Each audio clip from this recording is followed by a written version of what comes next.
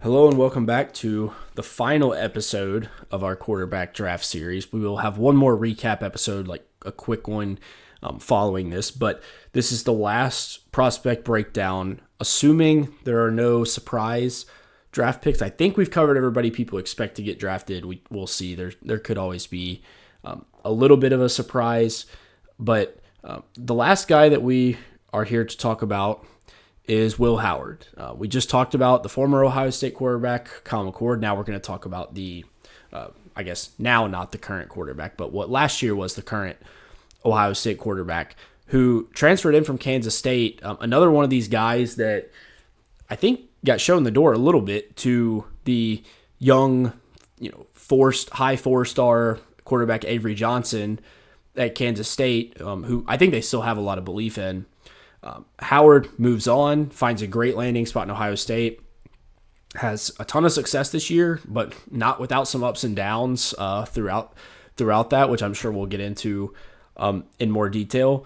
But caps it off with a national championship, and now entering the draft, looking to be a mid round pick that has a lot of success in the NFL. So as we get into Will Howard, John, thanks for joining. Yeah, thanks for having me, and looking forward to talking about Will Howard. He was kind of a fun watch for me. Yeah. Watching McCord and Howard back to back at the end was a fun way to cap this off. Like I enjoyed watching both these Yeah, guys. Okay, Howard is 6'4", 236. So this is a guy that has legit yeah, size. He plays with this legit size. The frame is there. Overall, I when you watch him, he feels like a kind of a prototypical NFL guy. I think the things that we will get into that prevent him from, potentially being like a top flight guy is just there's still some things that he needs to clean up in his game that are things you can't ignore when you watch the tape. But overall, if you cut up his best plays, or even like the top 25th, the top 25th percentile of his best plays, this guy looks like an NFL quarterback. and if you go off recency bias, especially like you watch just the playoffs, he made some really good throws just in the playoffs, and was one of the reasons Ohio State winning the championship was he kind of caught fire. The offense really started clicking. The defense did also. That Ohio State team this year was kind of insane, but Will Howard hit his stride right at the right time, and honestly, the playoffs are one of the reasons that I'm kind of higher on him than I probably would have been otherwise, because I was really impressed with what he did. Yeah. I think that's where you see the resiliency that Howard had this year. Yeah, I mean, that we just talked about it on the McCord episode. Like, that environment will make some guys fold, and he did the exact opposite of that. They had some really tough losses in the regular season, and he responded by playing his best football at the end of the year when they needed him. I don't think you can. We'll talk about some of the specifics of those tougher games. You definitely can't ignore that, because there are plays in those games where he makes clear mistakes. It's not something you can excuse with, oh, the team didn't play that well or the game plan wasn't good. Those things may be true. Howard definitely contributed to their struggles at times this year. But overall, a very impressive year for Howard. So let's get into the specifics for him. We talked about the size already. I think that leads into a discussion about the athleticism. So I think let's go ahead and get into that. I think he moves really well for a guy that is as big as he is. Like, he as a both like a thrower in the pocket, also as a runner. I thought he was just a very smooth player, generally speaking, and I think Ohio State used him in this way as a runner, especially in short yardage. I think that's something that clearly translates to the NFL level. yeah, I totally agree. This is one of my biggest positives for him. I thought that he moved really well. You mentioned as a passer, I thought that his pocket movement, even just the micro movements in the pocket to just readjust and get a clear passing lane. I thought that he did that very well, and he's able to do that suddenly. some of the guys, we talked about like Ewers, everything that he did looked slow to me. Howard was kind of the opposite, even though he's kind of a bigger guy. Everything there was a suddenness to it, and I also wanted to talk about his just his running ability. I think is really good for somebody his size. I think that he probably is not. He's definitely not like your top tier rushing quarterbacks. He's not on the athletic ability of like a Jalen Milroe. He's I don't think that he's quite as good at it as Cam Ward even. Uh, but I think Howard brings enough to the table that you're going to let him move around and create. That's something that he can do. And I think that his strength as a runner is in those short yardage situations. Ohio State used it a lot around the goal line. They let him do quarterback sneaks. They let him do quarterback power, and he was really good at that. He's got a good frame for that. So I think ideally in the NFL, they're probably not going to make this a huge part of whatever offense he's running, if he's starting. But I think that it's definitely something they can build in those short yardage sets or just to mix it up every now and then.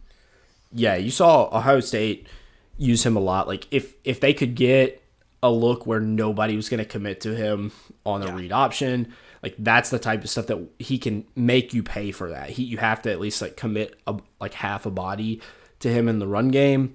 And like you said, I think situationally that's where you're going to see it. He's not some super fast runner. Yeah. But for his size, like for a guy that's 230 Yeah. plus, he moves very well. I think he could be a little more physical in his running, but I don't know if I really want him to be anyways with like injury risk and things like that. So there's I don't have many issues with that part of his game at all. All right, let's get to the throwing now. I think he has, again, I would say a plus arm, not an elite arm. I think this is one of the best drivers of the ball down the field in this class. You see a lot of throws he makes where the ball gets 30, 40 yards down the field quickly. Yeah. And that is something that you don't see very often with a lot of the other guys in this class. So that was very impressive. I thought especially like you see on some of those like slot fades and wheel routes and things like that Ohio State would run, like he would fire the ball down the sideline to open receivers. So that is something where already I think he does that a lot better than most of the other quarterbacks in this class. Yeah, and I think that is one of the traits that does project. He does have an NFL arm. It's not like a top tier arm, but I to me it was like a B minus level arm. It was a good arm. Plenty of strength and velocity on throws downfield. I thought that he also just generally was a pretty good passer all around. Thought he was pretty accurate last year with Ohio State. I do think that he improved on that, and especially when you look at the playoffs, that he was really doing that best in the playoffs. But I thought he was pretty accurate and showed some touch on balls downfield. He also, you mentioned the mobility. That is a big part of his game. I thought he threw on the run very well, which, Yeah. when you're going to be a guy that's getting out of the pocket, that's moving around, you need to show some ability to throw on the run, to throw off platform. And I thought he did that well. Yeah. No, I agree. I thought, and that kind of goes back to how smooth he is for a guy as big as Yeah. he is. Like he's going to be able to throw on the run because he's got that size and arm strength, but he's fluid enough where he does make that work. From the accuracy piece, I think I was impressed with his short accuracy and his ability to operate in the quick game. Again, especially for a guy that's like a bigger player. I don't think his downfield accuracy is as impressive. I think you start, especially like throws to the sideline, I think he had a lot of overthrows and a lot of throws that just spray for him. Yeah. And that is something that concerns me a little. Like that's probably my biggest issue with him. Maybe that or just some of the decisions he makes, but especially on those, you just see there are a lot of bad misses on his tape that make it hard for me to believe that accuracy is just going to be like cleaned up in a year or two and not be a problem. Yeah, I do think that that's a fair point. I think that this goes back to what we were talking about with Kyle McCord, which I also want to talk about just the Ohio State uh, of it all with these two guys. But McCord, I think, flashed more of these big time throws and some more of these like really tough decisions where he's trying to fit it into tight windows that aren't necessarily there. I think Howard also flashed some of these big throws, but was overall maybe a little less accurate than McCord. McCord at most of the time, even when his placement was good, which I did have a little bit of a problem with, he's still on target.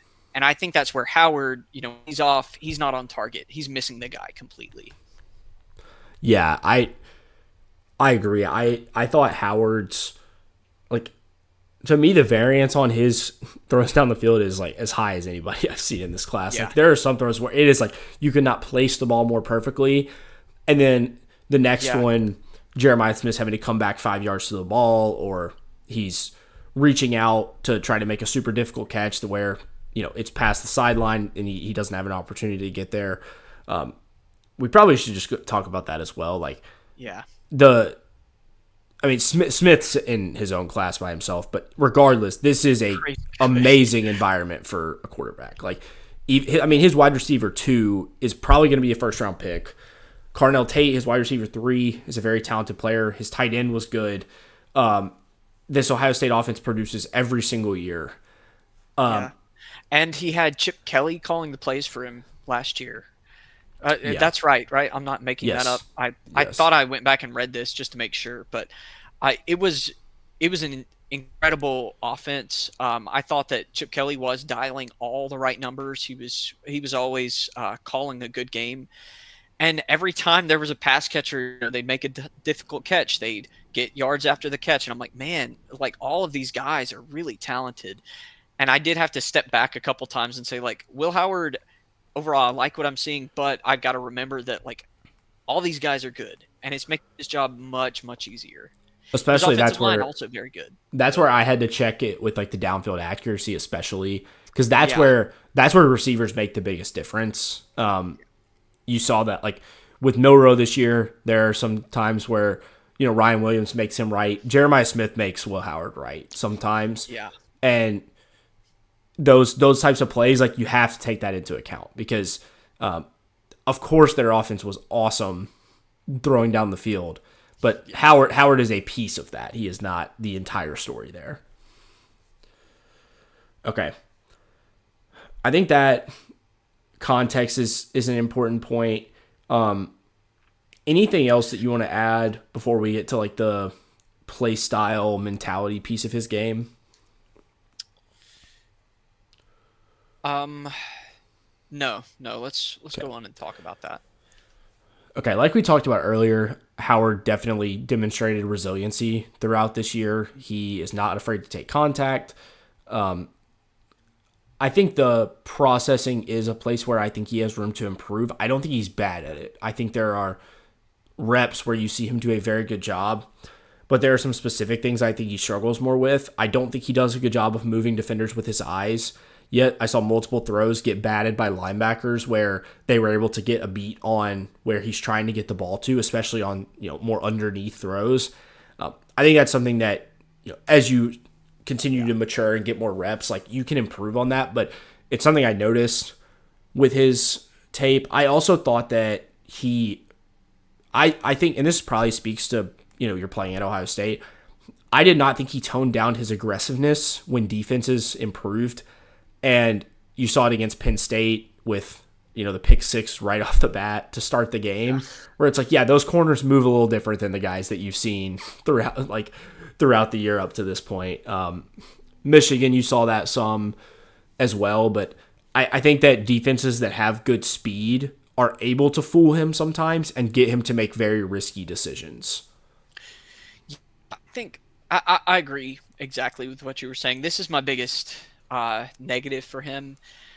I saw him locking in on receivers too often, especially on his first read. There were times where he kind of predetermined where he wanted to go with the ball. He locked in on him, He sometimes even saw it wasn't open, and then he'd throw it anyway.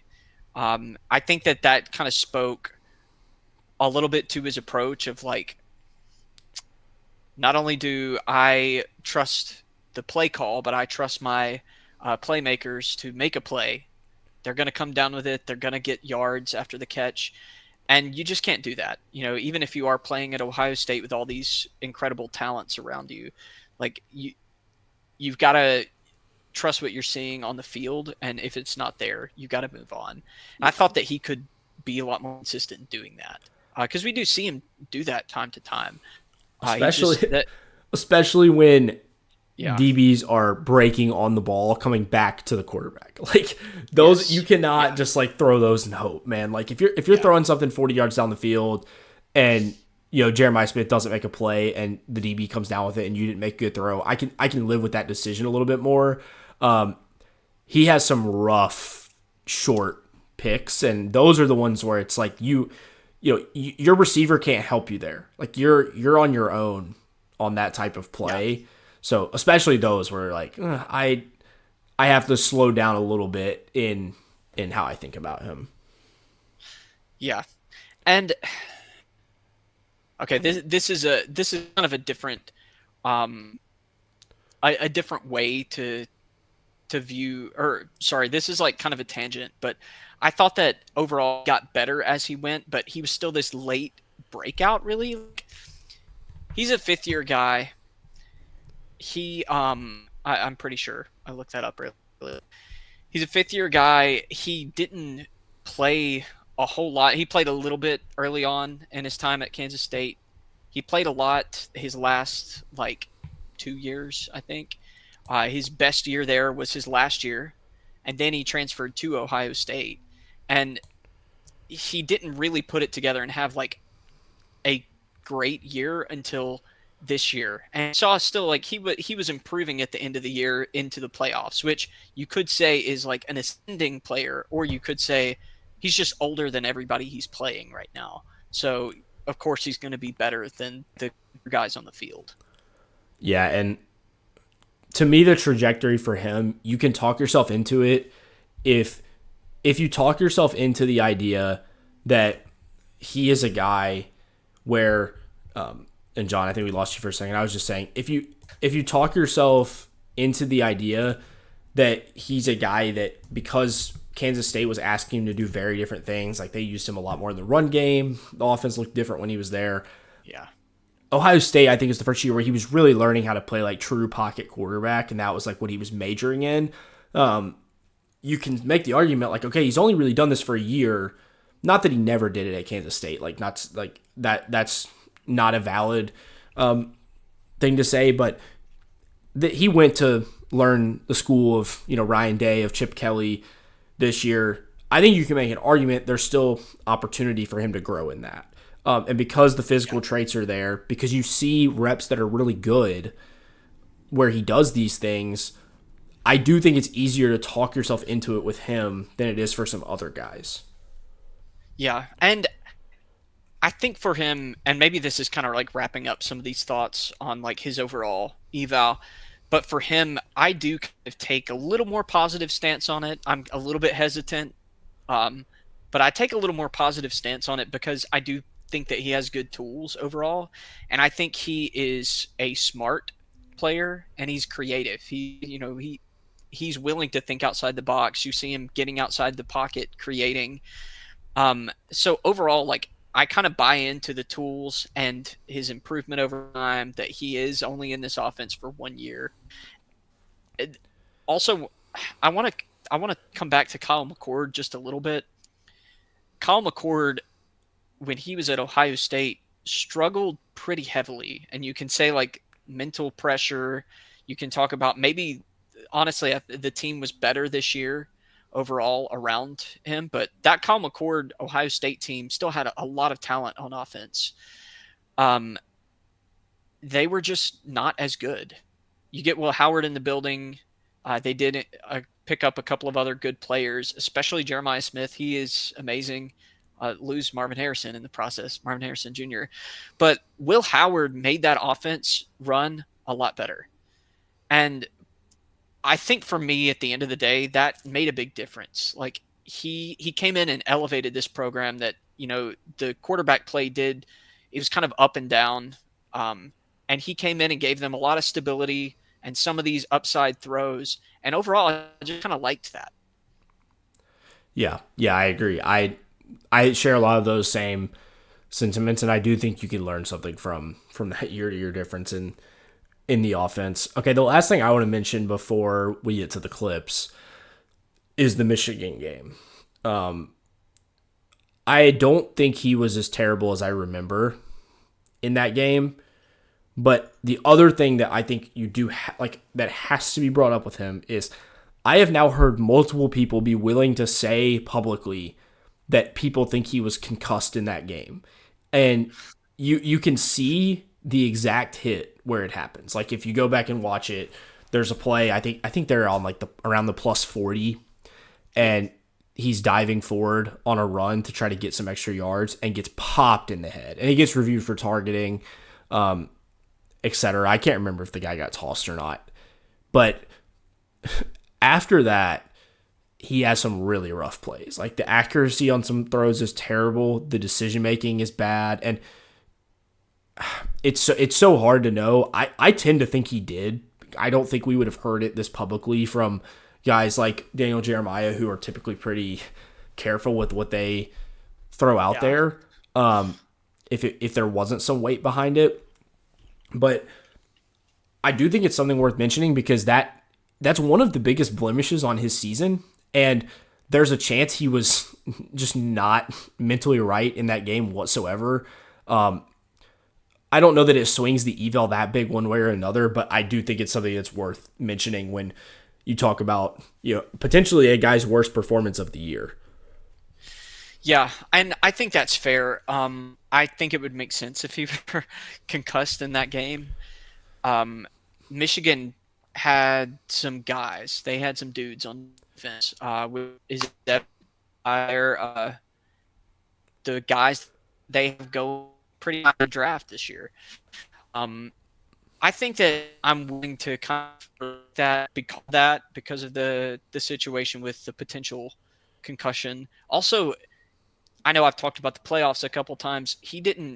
They had probably the hardest path through the playoffs. They played the Tennessee defense that was really good, had a great pass rush this year, the Oregon defense, the Texas defense, and then Notre Dame in the championship. So, yeah, they had a really tough path, and their offense was clicking in those games. Yep, agreed. All right, let's get into the clips. Like I said, this was a guy that was fun to watch. You see a lot of the high-end stuff you're hoping to see when you're watching guys getting ready for the draft. The game I decided to pull was the first Oregon game. So the game that they lose, at the time, I think Howard was kind of made out to be the GOAT from this game after sliding down as time expires on the last possession of the game. We'll get to a play later that I actually think was a worse play for him on that drive. That'd be like a great radio tease. Like, coming up next, why that the Will Howard play from the last drive, there's the bad play is not actually the one that you're thinking of. But we'll get to that. But let's go ahead and jump in. A lot of the things that I'm going to show on this tape are things we've already talked about. The first one is the telegraphing throws. I pretty much described this exactly earlier. Oregon's got kind of this spy, like lower area defender here. Ohio State's running this little this in route. You can make a case, maybe throw either of these. I completely get why he wants to throw this. That's an easy throw. But by the time he stares at it for long enough, which it actually is funny, it gets tipped and gets caught, so it kind of works out for them. Yeah. But by the time he gets there, not a positive play overall, though. No. By the time he gets there, the linebacker now has time to make this play. This is also a good play by the linebacker, but I saw this a couple times, so I just think it's something worth calling out. There are times when he stares at a guy a little bit too much. Yeah. All right. The next one is just throws that will absolutely spray. Carnell Tate here's just running a little corner route. They run a lot of these, and this is where I thought he missed the most on like high throws. Part of this is because I'm sure they're coaching him like, do not miss inside, like miss to the sideline. If you're going to miss, I think that's perfectly reasonable. I just think he misses more often than I would like to see. On this one, he throws, and it's just not competitive. Like Tate does not even really make an effort for the ball. He misses by so much on this. And these are the types of throws that start to leave you questioning, like, okay, what does this look like long term with the accuracy? I know some people have different beliefs on that. Like, would you rather miss less often but worse versus, miss more often but, those balls be catchable? It's something that is clearly showing up on his tape and is a problem. Yeah, and I agree. I thought that this is probably when he missed the most. I felt that way too. He missed to the sideline, to those and really didn't give his guys a chance to make a catch on a lot of these, which, again, going back to the talent, if you just give them a chance, probably coming down with it. Exactly. Yeah, that's why it bothers me is these are not guys you have to protect. Like, just give them a shot, and they're most of the time they're going to come down with it. Okay, we saw him get lucky earlier. Now we're going to see him get super unlucky. He's going to throw down the seam to his tight end. Just a perfect throw. And this ends up being picked. Jeffrey Bassa, the linebacker from Oregon. At least, I can't remember what they reviewed this and ended up calling it. Maybe this ends up being a completion. But you see the Oregon team come off and celebrate. Either way, watch this throw. Perfect touch over the defender, puts it right in the basket. Like, those are the throws that most of the guys in this class just don't attempt or you never see them make.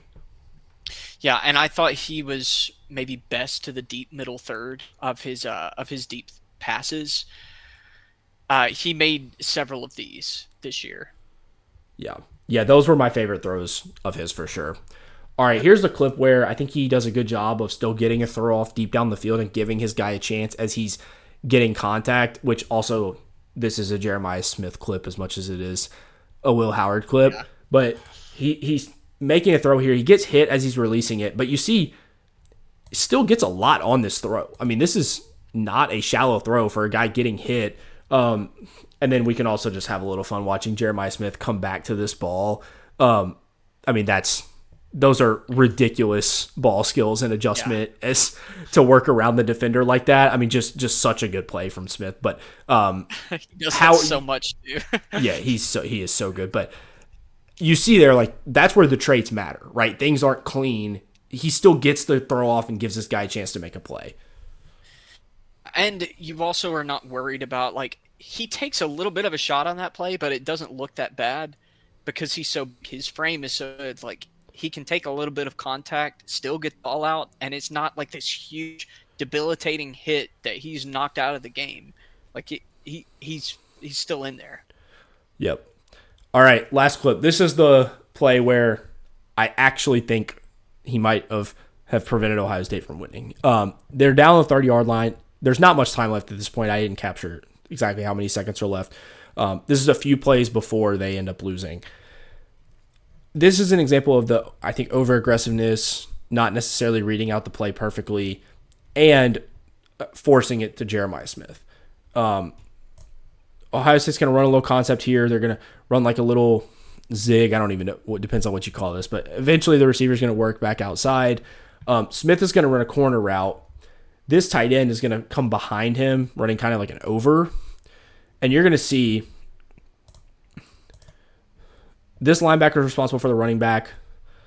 Egbuka has now occupied two defenders, and we have daylight here. Smith captures the attention of the deep safety. If you make a perfect throw here, Smith probably comes down with it. But you know what doesn't need a perfect throw is this, right? Like, this is wide open. Howard's already making the throw to Smith. He misses high like he does a lot of the time. And Ohio State ends up getting nothing out of this after having, right here, just take one more beat. You've got time here. If Smith ends up being the throw, you've got time. You see the tight end break wide open over the middle. Not much there. I actually don't hate that he puts that on his back shoulder. I think that's where that needs to be. Just, needs to be a little bit lower. But those are the plays where you wish he was a little cleaner, because I know he can make that throw over the middle of the field. I've seen him do it plenty of times. Yeah, and this is another case of him just looking in. I think he predetermined, I'm going to Jeremiah Smith on this play. It wasn't there. If he had taken another second to say like, oh, they got really good coverage on him. They got him bracketed. The corner is in perfect position right now. If he had taken a second to think that and then gone through a progression, seeing the tight end wide open coming across the field. So I think that is his probably biggest area that he needs to improve on. Yeah, and it's hard because you do see the upside, because there are plays where he processes really well. Yeah. This is not a guy that can't do it. He just has to do it more often. All right, let's get into the comps. This is one I had to think about a little bit. I actually don't. I kind of like this one. My best case for him, and you do have to pick out a specific time in this guy's career, because you say this, and I think people's brains could go 10 different directions. But the name I thought of with him was Carson Wentz. Because I think my biggest questions with him are the things that Wentz also struggled with, which is like just spraying throws and making like complete bonehead decisions that are backbreaking to a team. But you see the physical traits. Wentz was certainly a more talented athlete from, I think he was a like faster and more explosive athlete, but he was a guy that had legit size, could win downfield as a thrower, and worked well over the intermediate. And you watch some of his best throws, and they were just amazing when he was playing at his peak for the Eagles. It's funny. I think I could just also pick Carson Wentz for my worst case for Will Howard, and it probably like just explains both of them. I do have another name for worst case, but he is the guy I thought of in terms of, obviously Wentz didn't stay at his peak for long at all before he kind of lost it. But I think his game looks like similar to that if he ends up succeeding at the NFL level. Yeah, I think that makes sense as far as like play style, things they struggle with, but then Wentz was still able to have some success early on. And if Will Howard has success, it's probably going to look similar to Carson Wentz. And my best case comp is not that different, like build and athleticism. I was kind of thinking along those lines, like a guy who it was a pretty big frame, was pretty athletic, but overall was just a solid player. He wasn't like a top end quarterback, but he had a pretty good arm and he made pretty good throws every now and then. So I went with Ryan Tannehill. Tannehill is not like the flashiest quarterback ever, but when he was at his peak, he was a really stable quarterback and a really good offense that he was not the focus of with the Titans. And I think that's Will Howard's best path to success is like, if he improves on some of these things, can provide some stability for an offense. You probably want to run it through like a different star player. Obviously, Derrick Henry helped Tannehill a lot. Yeah, AJ Brown. Like Will Howard needs some of these stars that kind of just draft Jeremiah Smith in 3 years, and you'll exactly bring him right back up. Yeah. But that's kind of why I went with Tannehill. Tannehill probably a little more athletic. He was the former receiver. Had that like very good profile, but similar build and athleticism overall. Yeah, I like that one. I think his aggressiveness is probably somewhere between the Carson Wentz and Tannehill scale. I do like Tannehill was very willing to throw into those like tight windows over the middle of the field. And I think you see that from Howard. So especially that piece of the Tannehill comp, I think holds up very well with Howard. Okay. For worst case, my guy, former Florida Gator, transferred to Louisiana Tech, Jeff Driscoll, guy that was a backup for a while and was always a good enough athlete to hang around, but just never really developed in terms of the accuracy and processing that you needed to have a guy as a starter. But a guy that was, a good enough athlete. Driscoll was probably a little better athlete than Howard. But I think if Howard ends up not working out in the NFL, as a backup, that's kind of what his game will look like. Yeah, I think that makes sense. And I guess I went with kind of a similar path. Um, Maybe a guy who uses athleticism less, but I went with Christian Hackenberg. Okay. Big Yep. guy, pretty good arm. Uh, People liked him early on, like thought that he could potentially be something. Fairly athletic, but ended up just like never being accurate enough, never being good enough at reading defenses consistently. And Hackenberg didn't really even last that long. Didn't stick very long. Yeah, he's one that I wish I like. I don't remember watching him at all, and I just Yeah. remember like all the talk about like, oh, he's got a huge arm, and people got really excited about him, and then nothing really ever happened. But yeah, that's an interesting name to throw out for sure. I have a bonus third one because when I was thinking through names, I thought of this one a lot, and I think it has more upside. But I think this is a realistic like level of where he could be. Um, I went with Daniel Jones for this one. A guy that uses his mobility quite a bit, has a good arm, can make wow throws, but will also make some terrible decisions, and ultimately is like struggling to, he's going to be fighting for a starting job potentially, and is really kind of a backup fringe starter at this point in his career. And I could see that as like a realistic outcome for Will Howard. We talked before we started recording about how Will Howard is kind of in that similar range to like Riley Leonard for me in terms of the type of prospect he is, and even similar in value. Like I we'll get to our grades in a minute, but I don't value them super differently. Daniel Jones was my Riley Leonard comp, so Yeah. that kind of falls into that same bucket of player. So yeah, I think that makes a lot of sense.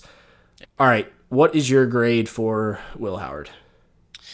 I have him as like the third to fourth. So I don't know that I'd want to take him like early third when there's still other potential difference makers on the board. But when you get that late third round, especially for guys who are or teams who are looking for like a developmental quarterback, I think he could present the right kind of upside uh, with some floor with his rushing ability and like you've seen him do some stuff at Ohio State.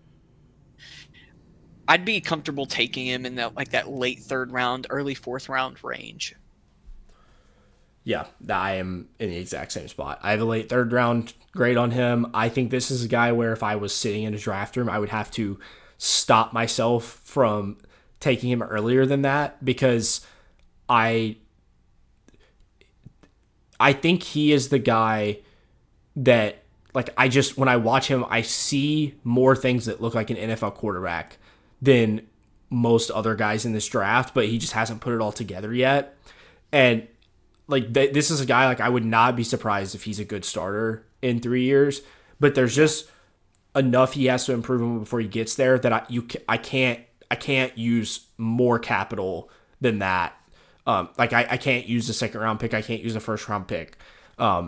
I will say I am kind of surprised we have not heard more buzz at this point about him.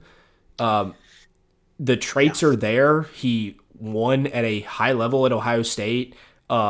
Seems to be a good like good leadership, good locker room guy. All things like all reporting considered. I think it's probably just because like people don't view him as good of a player as like Dart or Milrow. Obviously I do, but yeah, I don't know. I'm kind of surprised we have not heard his name mentioned at all. And like could so and so be a second round pick? Like I don't know. I just think there's a lot of things here that NFL teams would like. Yeah, and this one, I was thinking back to Jackson Dart. Overall, I like Jackson Dart better, but looking at these two guys, I can see a similar profile. And Jackson Dart's getting like is he going to go first round hype? Bill Howard is like not really being talked about as that day one. I think he could fall in day two, but he's really not even being talked about as like second round at this point, No, which I'm expecting I like think is fifth or surprising. sixth.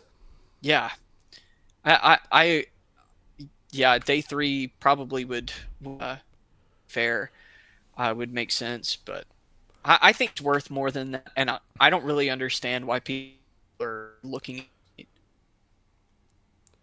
Yeah. There's a lot to like here. Definitely, like the flaws are obvious. Like it's not Yeah. you can't avoid them, but yeah, definitely some things to be interested in. Okay, we will be back with one final episode, just kind of summarizing all of our rankings. I think I've watched 13, guys. I think John, you've watched 10. I think that's right. So I think 9. okay, So 9. yeah, So pretty we'll similar. have one more episode just recapping our thoughts, our rankings in general, where we differ the most from consensus. If we've swayed on anything since we ranked a guy, I think we both have one player that we like a little more now than we did when we first watched. So we'll talk about that as well on our final episode. But thanks to everybody who's been watching all of these throughout draft season. Our goal next year is to not have to record a million of them in the last week like we did this year. But at least we hopefully get them out in enough time for people to listen to them leading up to the draft and even afterwards. I think the evals will still hold up. So thanks everybody for watching, and we'll catch you soon.